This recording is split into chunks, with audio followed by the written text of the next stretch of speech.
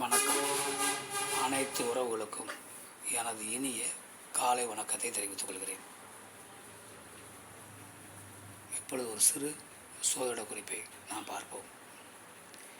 லக்கணத்திற்கு 12ஆம் அதிபதி மறைவு ஸ்தானாதிபதி, அயன ஜயன போக ஸ்தானத்தினுடைய அதிபதி.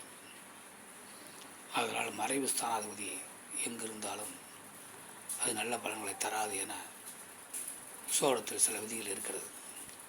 இருந்தாலும் மறைவு ஸ்தானாதிபதி எந்த இடத்தில் இருக்கின்றாரோ அந்த இடத்தின் பலனை கண்டிப்பாக ஜாதகருக்கு கொடுப்பார். லக்னத்தில் மறைவு ஸ்தானாதிபதி இருந்தால் அந்த ஜாதகர் சிறப்பான வாழ்க்கை வாழ்வார்.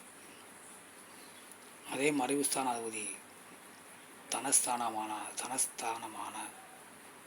குடும்பஸ்தானமான வாக்குஸ்தானமான 2ஆம் வீட்டில் இருந்தால் ஜாதகர் திறமையான முறையில் பேசுவார், திறமையாக சம்பாத்தியம் பண்ணுவார், குடும்பம் நல்ல முறையில் இருக்கும்.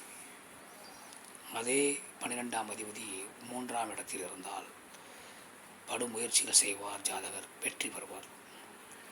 அதே விரையாதிபதி 4ஆம் வீட்டில் இருந்தால் வண்டி வாகனம் சுகபோகம் வீடு மனை எல்லா யோகமும் ஜாதகருக்கு உண்டு.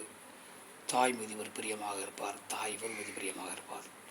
தாயின் மூலமும் ஆதாயம் உண்டு. அதே 12ஆம் அதிபதி 5ஆம் வீட்டில் இருந்தால் பூர்வ புண்ணிய பலன்கள் உண்டு, குழந்தை பாக்கியம் உண்டு, குலதெய்வார்கள் உண்டு. அதே 12ஆம் அதிபதி 6ஆம் வீட்டில் இருந்தால் வேலை வாய்ப்பு உண்டு, எதிரிகளை ஜாதகர் வெல்வார்.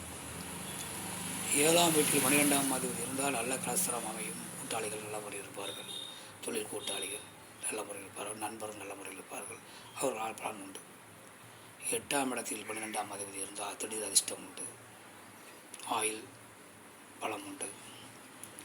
9ஆம் வீட்டில் 12ஆம் அதிபதி இருந்தால் பூர்வ புண்ணிய பலன்கள், முன்னோர்களுடைய சொத்துக்கள், தகப்பனாருடைய சொத்துக்கள் எல்லாம் ஜாதகருக்கு கிடைக்கும். 10ஆம் வீட்டில் 12ஆம் அதிபதி இருந்தால் நல்ல தொழில்கள் உண்டு, சுய தொழிலில் செல்வாக்கு உண்டு, புகழ் உண்டு, வருமானம் உண்டு.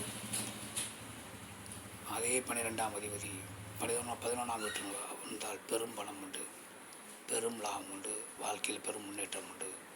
அதே 12ஆம் அதிபதி 12ஆம் வீட்டில் இருந்தால் அயன ஜயன போகஸ்தானத்தில் இருந்தால் வெளிநாடு பயணம் உண்டு, சுகபோகமான வாழ்க்கை உண்டு, ஆன்மீக பயணம் உண்டு.